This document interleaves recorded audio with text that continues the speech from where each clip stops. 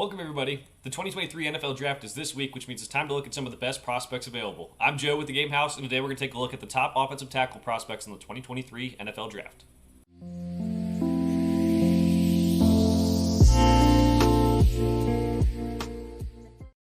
The tackles are up in our position rankings for the 2023 NFL Draft.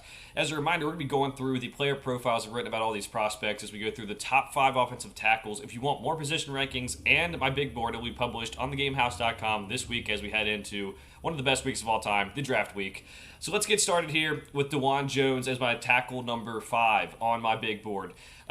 Jones is a mammoth of a human being. He is 6'8", 374 pounds. I've comped him to the Mountain from Game of Thrones if you're into that. Otherwise, Daniel Falele from last year's draft is a good comp, but I think he has a chance to be better than him too as well. So just the power he can generate with that size is just pretty astounding, honestly. So that's the biggest thing most people are gonna be noticing. I think he's been a good pass blocker in his college career. Usually you think bigger guys sometimes don't have the pass blocking to keep up with those athletic edge rushers, and we'll get to some of the weaknesses here in a little bit. But he really has that length and strength to neutralize rushers. If you try to go at him with power, you better just try to find something else because it's not really going to work too much. There's not too many defensive linemen who have the strength that he has. So he anchors well. I think that really helped his productivity as a pass blocker at the college level. He's got strong hands. He knows how to use them well. This goes hand in hand with the length too. Like he can keep defenders away from him by his hand positioning. And I think he just has good timing with his punches. He has good placement. Doesn't let his hands get too wide most of the time. So I think his hands are something that NFL coaches will like moving forward. All right, weaknesses. So not the most athletic. Yes, he's 6'8", 374 pounds. Like we don't expect this guy to be able to move that much. He doesn't have flexibility, but he uses his length and his strength to win, and that's good most times. Sometimes athletic edge rushers can give him troubles. Solid run blocker, but he's not the greatest open space. As mentioned, he just getting to the second level could be an issue with him. If you put him in space, it's just not going to usually go well with him. He's mostly a player you want to keep in a phone booth. He's still a tackle, not moving him into guard, but still a tackle, just not the best guy on the perimeter to kind of move into space or to get to the second level. Too many penalties on tape for Jones, holdings, false starts. He just had too many of them. Something he'll have to clean up for the next level.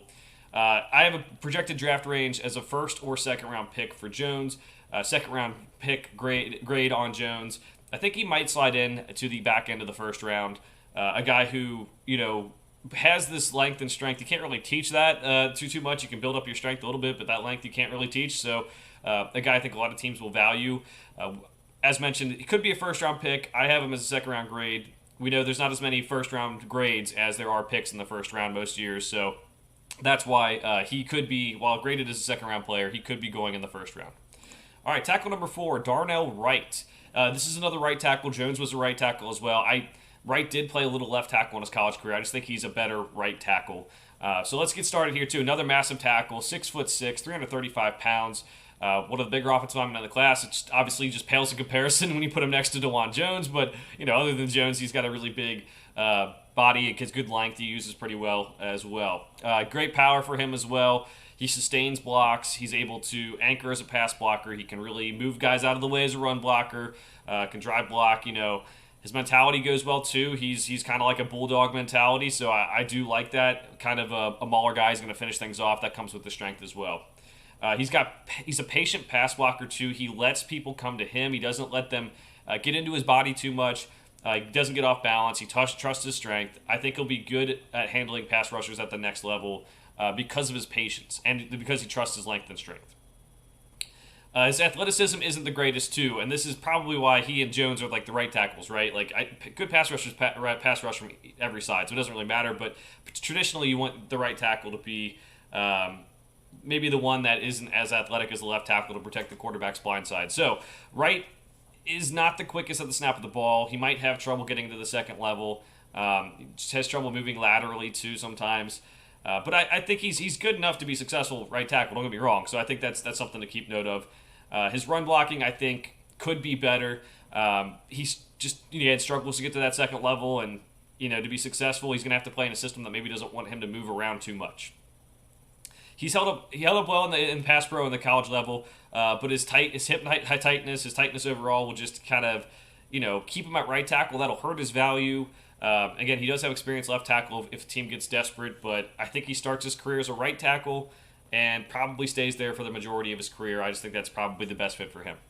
So again, first round, second round range, but I do have a second round grade on Wright too. I do think he ends up going first round as well. He's probably been mocked like even as high as like 17 or so in some of these mock drafts. So another guy that I think pretty good player, and I think can be really successful at the right tackle for an NFL team.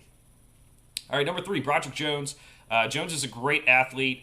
He was a highly rated recruit. He comes in, he moves laterally well, he moves kind of quick out of his stance. He's good flexibility. He has good flexibility as well. I think he's a guy that you can feel confident putting on the left tackle once he develops, maybe even right away if it's a team who needs a left tackle. He's got a good frame for at least for a starting point, 6'4", 310 pounds. It's not like the biggest tackle, but the encouraging thing is the arm length here. Great arm length. He knows how to use his length to keep blockers away from him, extends into them, and doesn't let them disengage. So that's really good for him as well. He's also got this great mentality for an offensive lineman. He's looking for work. If he doesn't have someone to block and pass pro somehow, he always is like looking for someone to get to help with or to block. He goes plays through the whistle, has good reps, very physical. That's something I think the teams will value as well. His techniques are what's going to need the most help here, and this is if you have a good offensive line coach, maybe you take the chance on Jones, maybe even over the top 2 guys in this class. I like those guys better, but if you have an offensive line coach you think that can get the most out of him, maybe Jones has the highest ceiling in this class in your eyes. But you just got to work on that technique. He sometimes tries to punch with the one arm. He doesn't always land his punches. He lets defenders get too close to him. Just fixing his hand placement is going to be huge for the NFL level.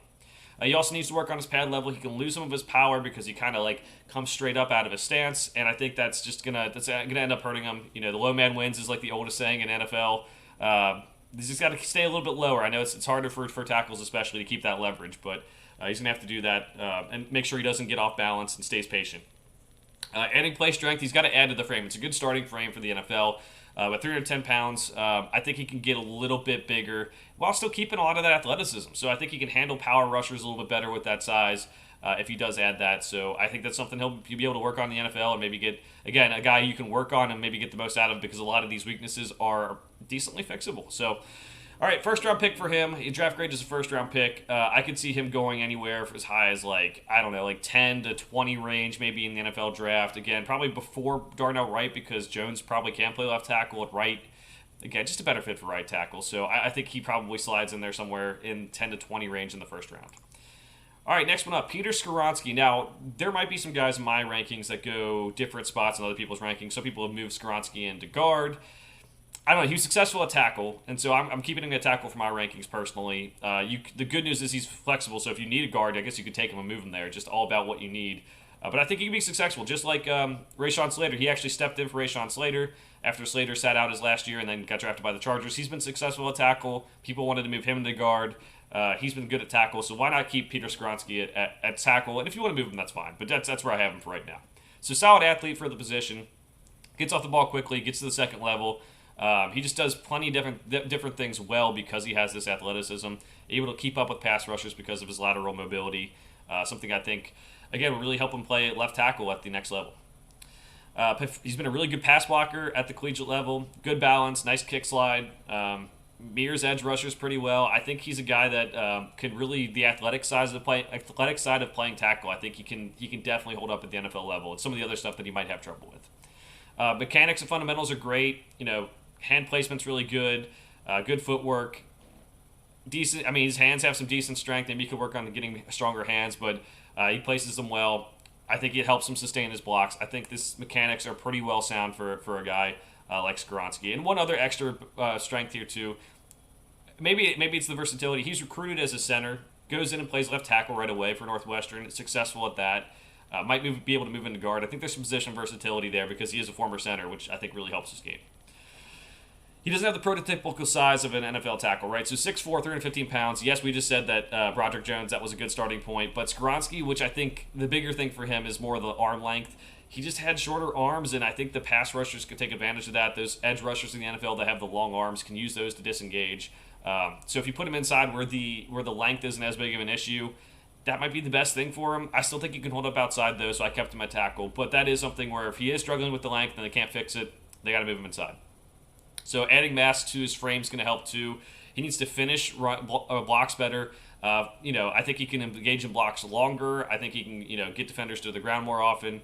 And just see a little bit more tenacity out of him, I think would be really good. But that's, again, minor weakness for some of the weaknesses we talked about here. Again, there's the other weakness here is that some people might want to move him into the inside. That might limit his draft value. I think he played well in the Big Ten at tackle. I think you give him the shot at tackle, especially if you need one. And then if it's a problem, then you move him into guard and fix the tackle spot later.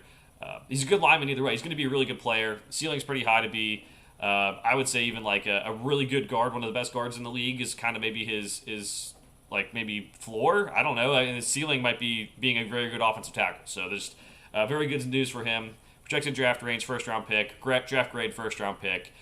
Again, anywhere from like the 10 to 20 range, maybe a little bit earlier, 9. I guess you could go 9 to the Bears as well. So that's where you kind of want to see Skoronski go. My number 1 tackle in this class, Paris Johnson Jr. He's a guy who started his career at Ohio State playing on the inside. He played guard. Then he moved outside to tackle, and honestly, he looked a lot better at tackle because it's just kind of the position he played growing up. He looks more natural, and just he's an athlete. He was able to use his athleticism. So let's get started here with the strengths. Good frame for him too. 6'6", 315 pounds. He's got solid length. He can carry more weight onto his frame. He can add more weight to his frame to kind of fill that out better. But Paris Johnson kind of looks like he was born to play left tackle in the NFL, and I think that's why I have number one tackle in the class. Good athlete for the position, as mentioned. Good flexibility. Gets to the second level well. He's able to mirror pass rushers. I think he can get to the outside for run blocks. He's great athlete. A great athlete for this class. He shows a lot more consistency as a run blocker, and as mentioned here, it might be because he spent time on the interior. He's able to move in space. He's able to get to the second level. And he has a good physicality, mentality to finish those plays. So I think run blocking right now is pretty good. So his frame is good to start again. Another guy who needs to add strength. This is something that a lot of prospects need to do. It's just getting ready for the NFL level. So something he'll have to work on. He also has limited experience at tackle at the collegiate level. Yes, he played it growing up, but he only really played tackle this past season at Ohio State. The first few seasons he played at guard, as mentioned. Didn't look great at guard, so this is a guy you probably need to have work out at tackle, whether it be left or right. But I think that maybe it's a little good thing because he got the experience at guard. But I would love to see more tape of him at tackle.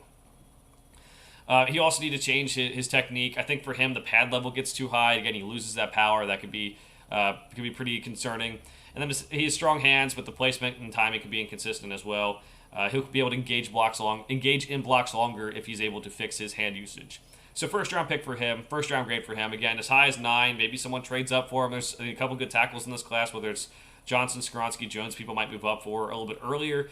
But a really good player, high ceiling, I think, for him to be a very good pro. So those are my rankings. I got DeJuan Jones at number 5, Darnell Wright at number 4, Broderick Jones at number 3, Peter Skoronski number 2, and Paris Johnson Jr. number 1. Let me know what you think of the rankings below. We'll have more position rankings as we go forward, leading up to the 2023 NFL Draft. For now, thanks for watching. We'll see you guys next time.